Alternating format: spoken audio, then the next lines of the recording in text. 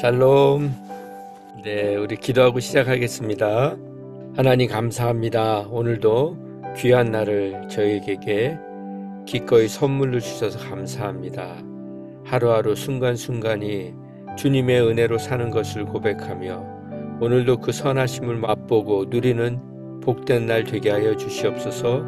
먼저 말씀으로 저희들을 정결케 하시고 또 깨끗게 하시고 온전케 해주셔서 오늘도 우리의 삶이 정직한 삶, 순결한 삶, 거룩한 삶 살게 하여 주시옵소서. 그것이 진정한 영향력임을 모두가 하나님 누리고 찬양하며 전하는 삶 살게 하여 주시옵소서. 예수님의 이름으로 기도했습니다. 아멘. 오늘 말씀 잠언 11장 1절에서부터 15절 말씀입니다. 네, 오늘은 말씀을 제가 구절 다 보니까 이게 너무 시간이 많이 걸리더라고요. 그리고 깊이 있게 볼 수가 없어서 이렇게 주목하게 하시는 몇 절만 나누겠습니다. 그렇다고 짧지는 않을 거예요. 그러니까 제가 왜 이렇게 오늘은 이렇게 해보냐면 한 절에 얼마나 많은 하나님이 우리에게 주고 싶어 하시는 메시지가 있는지 이걸 볼 수 있어야 됩니다. 그래서 하나를 깊이 한번 파서 유전을 파듯이 그렇게 한번 파보면 그냥 이렇게 수박 겉핥기랑 너무 틀려요. 그러니까 우리가 오늘은 좀 제가 말씀을 그렇게 한번 볼 테니까 한번 여러분도 묵상을 하실 때 하나님이 이렇게 먼저는 이렇게 쭉 보시는 게 좋아요. 지금처럼 이렇게 쭉 읽으시고 이해가 되시든 안 되시든 읽으시고 또 이렇게 전체적으로 계속 묵상을 하고 그러다 어느 순간에는 하나님 이렇게 주목하게 하시는 말씀을 딱 붙들고 깊이 보는 훈련을 좀 하셔야 돼요. 뭐 그렇게 하시겠지만 그렇게 하다 보면 훨씬 우리 마음에 하나님이 이렇게 터치해 주시고 말씀해 주시는 것들이 이렇게 다가옵니다. 자, 1절 말씀. 속이는 저울은 여호와께서 미워하시나. 하나님이 가짜 저울은 싫어하신다는 것입니다. 속이는 것, 여기는 저울도 얘기했지만 먼저 중요한 것은 속이는 것을 미워하신다. 다른 번역으로는 역겨워하신다는 단어를 썼습니다. 여러분과 제가 언제 역겨움을 느낍니까? 속이는 것을 볼 때 우리는 역겨움을 느낍니다. 다른 말로 하면 위선하는 것을 볼 때, 겉으로는 착한 척하면서 속은 완전히 더러운 것이 가득한 것을 볼 때 우리가 역겨워하지 않습니까?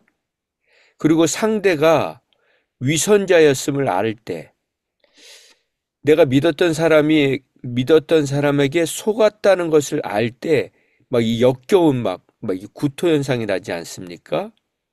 이 겉과 속이 다른 것을 볼 때 우리는 역겨움을 느낍니다.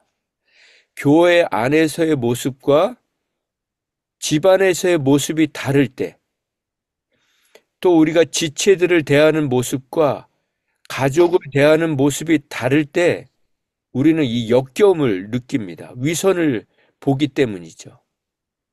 반대로 내가 누군가를 속여도, 다른 사람을 내가 속여도 내 자신이 역겨워집니다.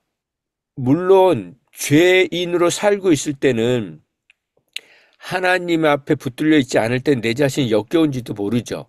그러나 성령님이 우리의 마음 가운데 임하시고 성령님의 뜻대로 살려고 하면, 내가 누군가를 조금이라도 속이려고 하면 내 자신 안에서 이렇게 역겨운 반응이 일어납니다. 그래서 치유 사역을 하다 보면 사람들이 이렇게 막 구토 현상을 일으키는 치유 현상이 일어나는데 그 중에 하나가 이 구역질을 하는 게 있습니다. 이 구역질이 왜 나냐면 하나님 앞에서 해결되지 않은 죄가 있을 때 이게 성령님께서 이걸 막 토해내게 하시는 거예요. 그런데 그 해결하지 않은 죄, 다른 말로 하면 습관입니다. 오래된 나쁜 습관. 예수님을 믿으면서도 여전히 내 안에 무슨 일이 있으면 막 욕을 하고 싶은 것, 그리고 정죄하는 것이나 비난하는 것, 비웃는 것, 비아냥거리는 것, 비판하는 것, 미움, 증오, 분노, 이런 것들을 쌓아두잖아요. 이런 걸 쌓아두면 성령님께서 우리를 치유하실 때 이 오물덩어리를 막 끊어내시거든요. 우리 안에 있는 것들을 끌어내실 때 우리 안에 막 구역질이 나요. 구토 현상이 난다고요. 그러면서 우리가 그 체할 때도 이렇게 막 왁 하면서 토하지 않습니까? 이 토할 때 역류 현상이잖아요. 이 안에 저기한 것이 막 나오는 거 아닙니까? 그때 우리가 얼마나 그 메스꺼움과 그 생각하기도 싫지 않습니까? 이게 바로 우리가 속이면 누군가를 속이고 있고 그 분노나 미움이나 막 이런 것을 쌓아놓고 있으면 성령님께서 이거 막 뒤집어 놓으시는데 그 결국은 이제 빼주시는 거죠. 그때 우리 안에 막 이 구역질이 난다는 것입니다. 자, 그러면 왜 우리는 속이려 들는 것입니까? 이런 것들을 알면서 왜 우리가 속이려고 하는 것일까요? 그 중에 하나가 거절당할 것 같은 마음, 거부당할 것 같은 두려움 때문에 사람들을 속입니다. 내가 이런 얘기하면 엄마가, 아빠가 나를 미워할 텐데, 싫어할 텐데, 내 배우자가 싫어할 텐데. 그런데 이것은 속는 것입니다. 하나님은 우리를 책망하십니다. 우리가 잘못하면 책망하십니다. 어떨 때는 매를 드십니다. 그렇지만 우리를 거부하거나 거절하지 않으십니다. 사탄이 하나님이 우리를 거부하시고 거절할 거라고 그렇게 느끼도록 착각하게 하고 상상하게 하고 그래서 좌절하게 하고 낙심하게 하는 것입니다. 정죄감, 죄책감에 부채질하는 것은 사탄이 하는 것입니다. 그래서 우리는 이런 좌절감, 낙심되는 마음, 정죄감, 죄책감, 이 거부감, 거절감이 느껴질 때 로마서 8장으로 대적하고 선포해야 됩니다. 로마서 8장으로 한번 찾아 읽어볼까요? 너무 잘 아는 말씀이죠.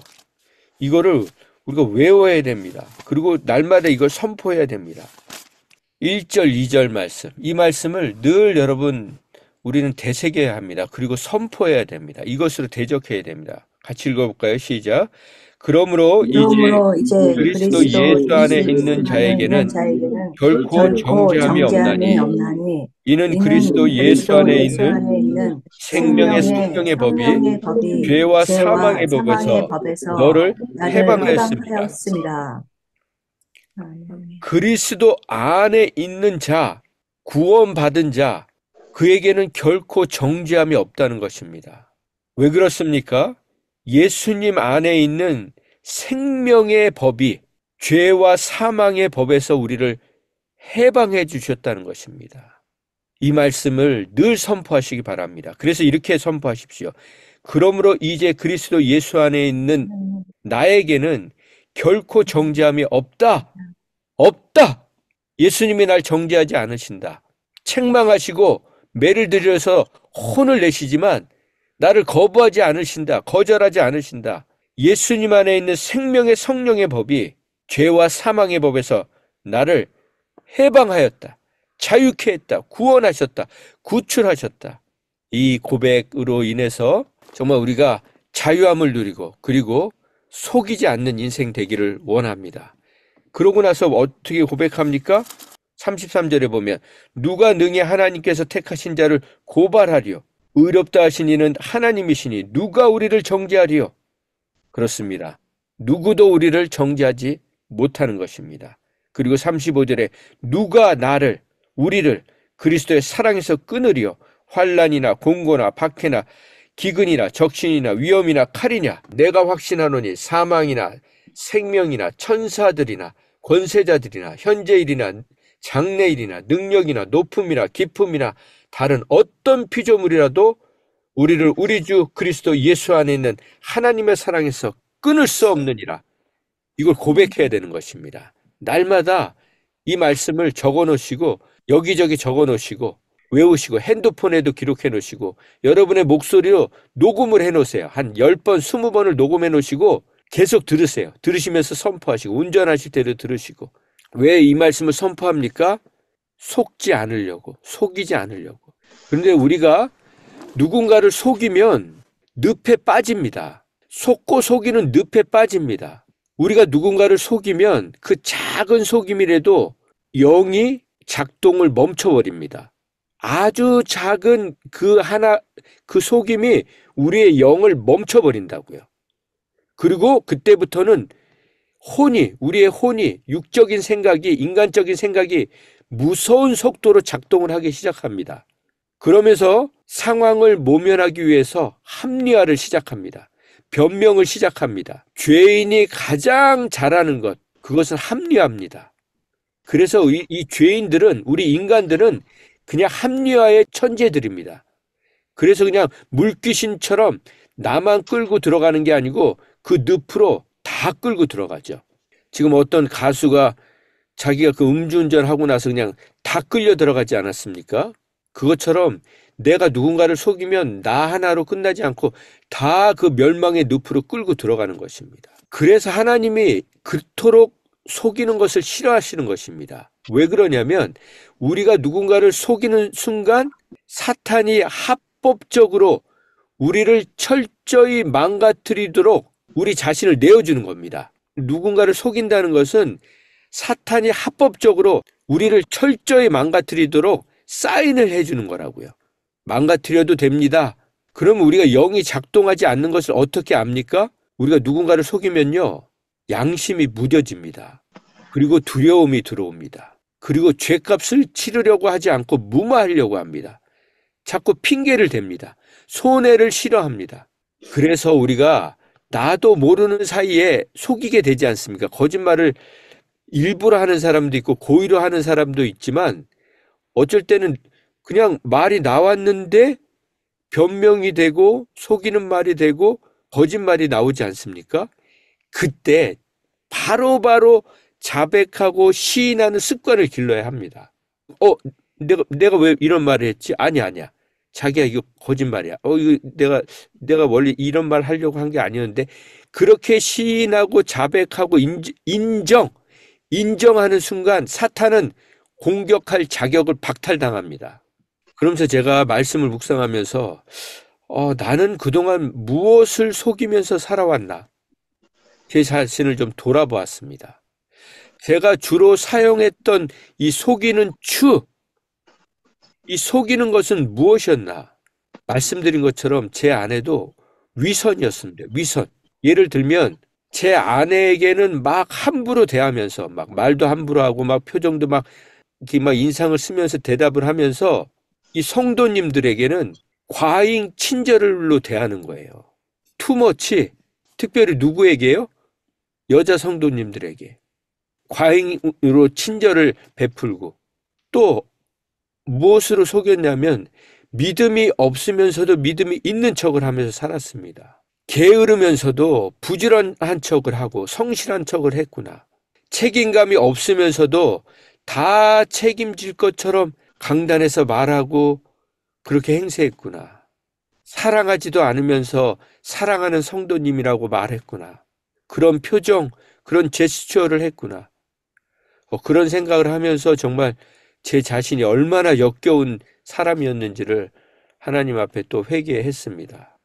여러분은 그동안 무엇으로 다른 사람들을 속이면서 살아오셨습니까? 오늘 기도하면서 하나님이 생각나게 하시는 것을 우리가 철저히 회개하고, 회개한다는 것은 무엇입니까? 고백하고 시인하고 인정하고 돌이키는 겁니다. 1절에 보면 공평한 추는 그가 기뻐하시느니라. 이 공평한 추는 정확한 추, 정직한 추, 바른 추를 얘기합니다. 하나님은 공평한 것을, 공정한 것을, 정확한 것을, 정직한 것을 좋아하신다는 것입니다. 기뻐하신다는 것입니다. 그게 바로 하나님이 말씀하시는 공의입니다. 그게 하나님이 말씀하시는 공의를 하수같이 정의를 강물같이 그 말씀인 것입니다. 이걸 신약 성경에서 말하면 이 공평, 공정, 정의, 공의의 신약 성경의 해석은 누가복음 6장 31절에 나오는데요. 남에게 대접받고자 하는 대로 너희도 남을 대접하라는 것입니다. 이 대접이란 단어를 다른 말로 하면 대우인 거예요. 대우. 남에게 대우받고 싶은 대로 너도 남을 대우하라. 먼저 대우하라. 그렇게 살라는 것입니다.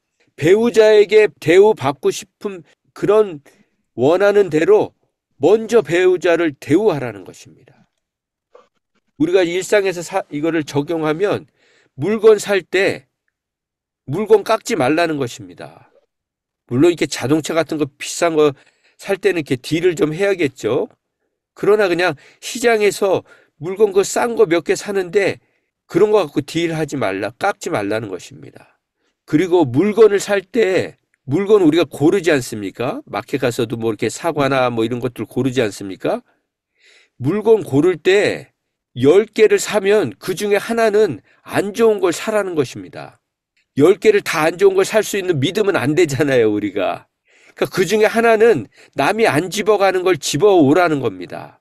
그냥 우리도 그냥 안 썩은 거, 싱싱한 거, 그거 고르느라고 이게 혈안이 되는 게 아니고 그 중에 하나는 좀 문제가 있는 걸 골라오라는 것입니다. 남을 도와줄 때 내 문제를 처리하듯이 꼼꼼하게, 신중하게, 신속하게 도와주라는 것입니다. 기도할 때 내 기도보다도 다른 사람의 필요를 위해서 먼저 기도하라는 것입니다. 그게 바로 하나님이 원하시는 공의고 정의라는 것입니다. 그리고 그 공의와 정의가 바로 정직이라는 것입니다. 우리가 이렇게 정직하게 살면 결국 그 정직은 나를 위한 것이 되는 것입니다. 그런데 부정직하게 살면, 악하게 살면 그것은 결국 우리에게 올무가 되고 족쇄가 된다는 것입니다. 그래서 성경에서 말하는 완전한 자, 온전한 자, 그 사람은 공의와 정의를 행하는 자인데 그 사람은 바로 정직하게 사는 자를 얘기한다는 것입니다. 그런데 그 정직하게 사는 사람은 좁은 길을 가는 것 같지만 실상은 대로를 달리는 것입니다. 그런데 부정직하게 사는 사람은 대로를 가는 것 같은데 결국은 망하는 길로 가고 있다는 것입니다. 자, 그런데 왜 우리가 부정직해지는가? 그 중에 하나가 이 재물 때문입니다. 재물은 평소에는 막강한 힘을 발휘하는 것 같은데, 여기 잘 들어보세요.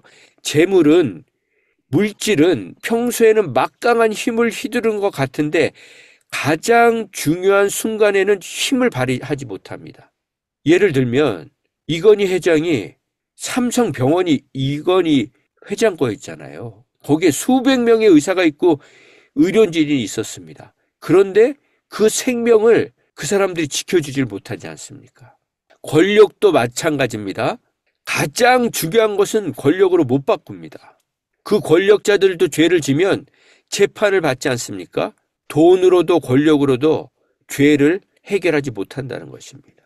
그래서 디모데전서 6장 17절에 보면 내가 정함이 없는 재물에 소망을 두지 말라고 했습니다. 이 정함이 없다는 것은 믿을 수 없는 덧없는 재물에 소망을 두지 말라는 것이었습니다. 주식을 보십시오.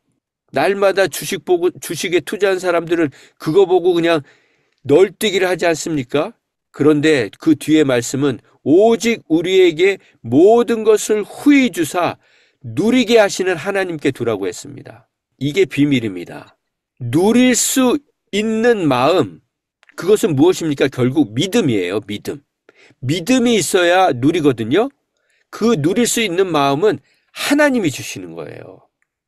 오늘도 우리가 하나님이 우리에게 주신 것을 마음껏 누리는 저와 여러분 되기 원합니다. 누릴 수 있는 것, 하나님이 우리에게 누리라고 주신 게 무엇입니까? 이 얼바인에 어떤 곳입니까? 어디 가도 주차비 받습니까? LA만 가도 주차비 받지 않습니까? 파킹랏 아무데나 가서 파킹할 수 있지 않습니까? 공원을 보십시오. 길거리의 나무들을 보십시오. 그 꽃들을, 그리고 그 향기, 길거리 가면서 향기 맡지 못하고 악취를 맡아야 되는데도 많이 있지 않습니까? 도로도 보십시오. 이 편편한 도로, 조금만 우리가 차를 타고 나가면 울퉁불퉁한 길이 얼마나 많은지요. 그런 외적인 것뿐만 아니라 마음껏 숨을 쉴 수 있는 것.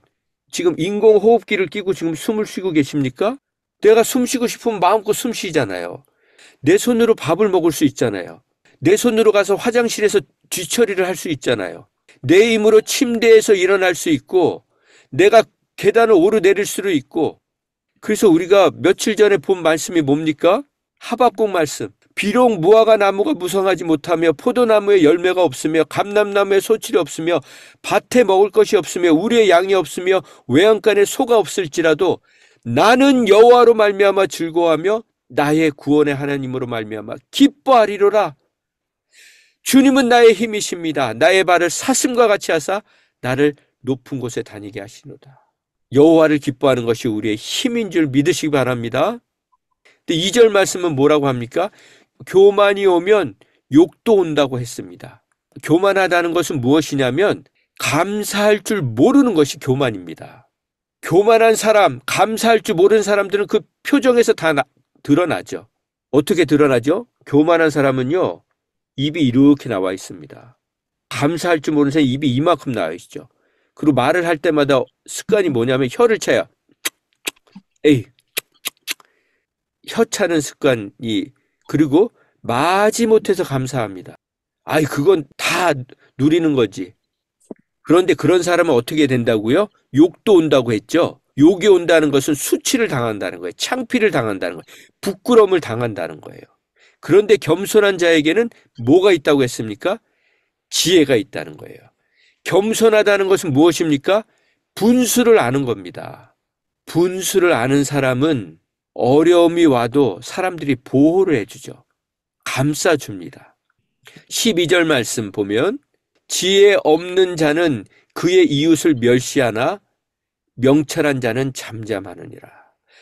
지혜 없는 자, 곧 미련한 자는 멸시한다는 것입니다. 무시하고 비웃고 모욕한다는 것입니다.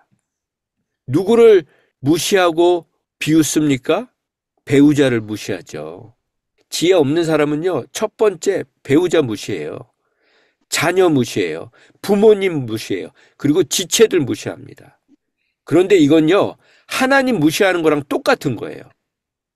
그런데 지혜 있는 사람, 여기 명철 있는 자는 잠잠하다고 했잖아요. 명철은 다른 말로 하면 분별력입니다. 분별력이 있는 사람은 신중하게 처신합니다. 누구에게요? 자녀에게도 함부로 말하지 않습니다.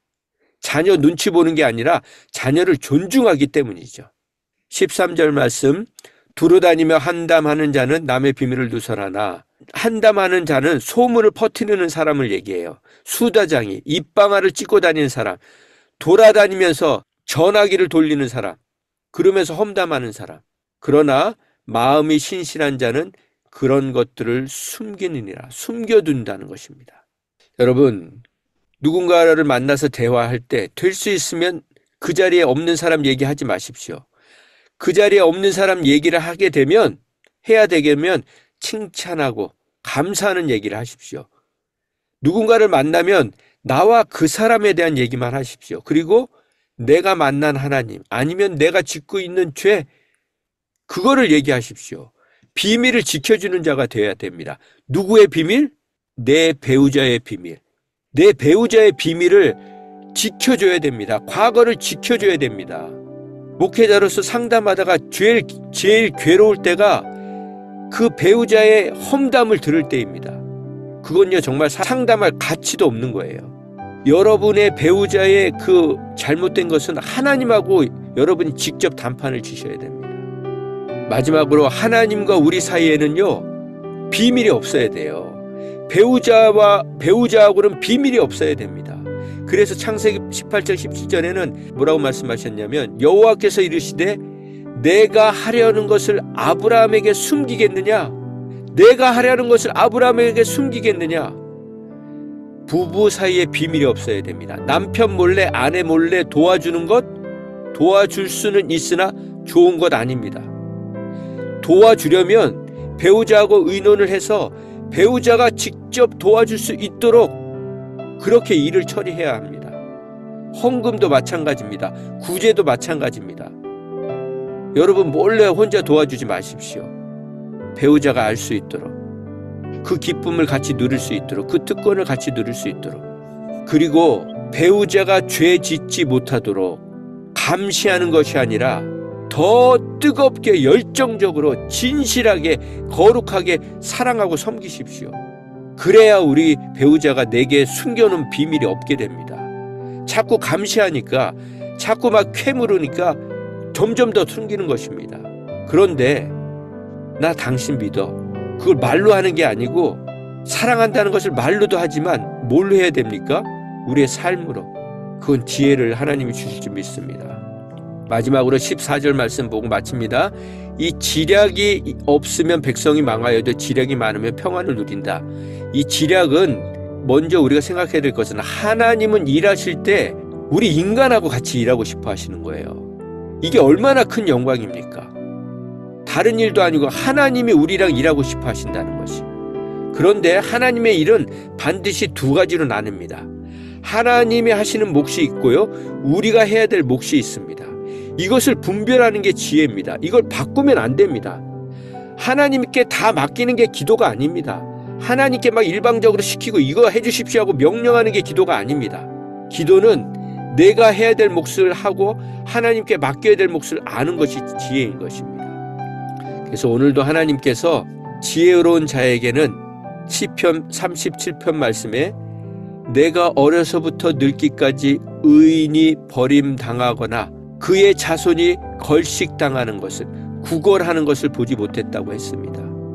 우리의 인생이 주님 앞에 그렇게 지혜로운 삶, 정직한 삶 됨으로 인해서 진정으로 누리는 삶을 살기를 예수님의 이름으로 축원드립니다. 네, 기도하겠습니다. 하나님 감사합니다. 지혜로운 사람의 마음은 기쁘게 할 것을 안다고 하셨습니다. 정말 지혜란 하나님을 기쁘시게 해드리는 마음인데, 하나님 우리의 삶이 지혜로운 사람 되어서 날마다 우리의 입술이 지혜가 솟아나는 맑은 샘이 되게 하시고 공기를 맑게 정화시키는 지혜로운 말이 되게 하여 주시옵소서. 더러운 말이나 하나님 남을 해치는 말은 입 밖에도 내지 않게 하시고 덕을 세우고 유익을 주고 은혜를 끼치는 말을 하게 하여 주시옵소서. 그런 삶을 살게 하여 주시옵소서. 그래서 정말 우리의 삶이 나이가 들어갈수록 예수님처럼 날마다 하나님과 사람에게 더욱 사랑스러워져가는 믿음의 사람, 지혜로운 사람, 정직한 사람 되게 하여 주시옵소서. 예수님의 이름으로 기도했습니다. 아멘.